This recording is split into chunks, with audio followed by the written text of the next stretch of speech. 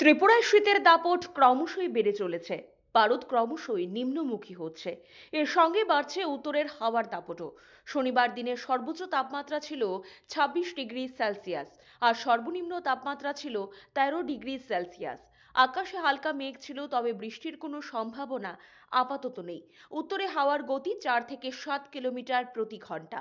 বাতাসে আপেক্ষিক আর্দ্রতা ছিল সর্বোচ্চ 66%, আর সর্বনিম্ন 49%। দমকা হাওয়া ছিল 18 কিলোমিটার প্রতি ঘন্টা। সন্ধ্যার পর দমকা হাওয়ার গতি বাড়বে। আকাশে হালকা মেঘ রয়েছে, দিনে আবছা রোদ প্রত্যক্ষ করা যায়। রাতে হালকা কুয়াশা থাকবে আকাশে, তবে রাত যত গভীর হবে তত বেশি শীত অনুভূত হবে। রবিবার দিনের সর্বোচ্চ তাপমাত্রা থাকতে পারে 25 ডিগ্রি সেলসিয়াস, আর সর্বনিম্ন তাপমাত্রা থাকবে 13 ডিগ্রি সেলসিয়াস। আকাশে কিছুটা মেঘ থাকলেও রাতের আকাশ পরিষ্কার থাকবে।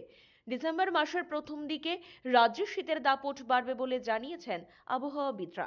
এদিকে শীত বাড়ার সাথে সাথে রাজ্যের বাজারগুলিতে এসে হাজির শীত বস্ত্র। শপিং মল থেকে শুরু করে রাজ্যের সব বাজারেই শীত বস্ত্রের বিপুল সম্ভার। ক্রেতারা তাদের পছন্দ মতো শীত বস্ত্র ক্রয় করে চলেছেন। রাজধানীর বাজারে এসে হাজির ভুটানি ব্যবসায়ীরাও। প্রতি বছর ভুটানিরা শীত বস্ত্র বিক্রি করতে ত্রিপুরায় আসেন। রাজ্যে ভুটানিদের তৈরি শীত বস্ত্রের চাহিদা খুব বেশি, তাই লাভও বেশি হয়। রাজ্যের মানুষ ভুটানিদের তৈরি শীত বস্ত্র ক্রয় করতে বেশ আকৃষ্ট হয়, তাই প্রতি বছর রাজ্যে শীত বস্ত্র বিক্রি করতে আসেন। এতে করে রাজ্যের মানুষরাও উপকৃত হচ্ছেন। এদিকে শীত শুরু হতেই সুদূর নাইজেরিয়ান থেকে ঝাঁকে ঝাঁকে আসে যাযাবর পাখি। ইতিমধ্যেই কলস্টেরা লেকের মধ্যে এসে হাজির হয়েছে এই সব পাখি। এছাড়াও সিপাহীজলার নৌকাঘাট এলাকায় জলাশয়ে, রুদ্রসাগর জলাশয়ে এই পাখিগুলো এসে হাজির হয়।